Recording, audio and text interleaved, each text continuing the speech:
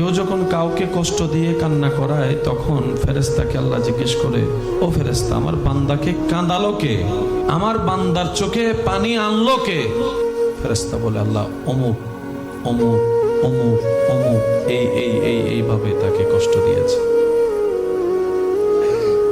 আল্লাহ তাআলা বলে, ফেরেশতা তোমরা সাক্ষী থাকিও, আমার এই বান্দার চোখ থেকে ঝরা প্রত্যেকটা পানির আমি বদলা হাসরের ময়দানে হিসাব নিব।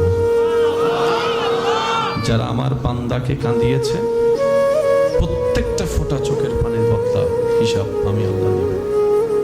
কারণ বান্দাটা আমার ভালোবাসার সৃষ্টি, প্রেমের সৃষ্টি, মহাব্বতের সৃষ্টি। সুবহানাল্লাহ। আমি আল্লাহ সমস্ত সৃষ্টিকে আদেশ দিয়ে বানিয়েছি, আশরাফুল মখলুকাতকে মহাব্বত দিয়ে বানিয়েছি। কোনো বান্দাকে কষ্ট দেওয়া আল্লাহ পছন্দ করে না, আল্লাহ পছন্দ করে না।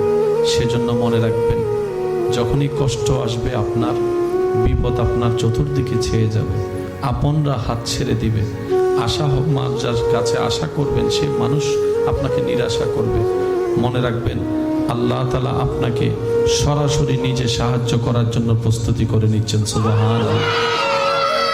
তুফান যখন হয়, ওই ধান গাছের উপর যখন তুফান বয়ে যায়, সেগুলাই ঝরে যায় যা অনুপযুক্ত, যেগুলো উপযুক্ত সেগুলো টিকে যায়। আল্লাহ তাআলা এরকম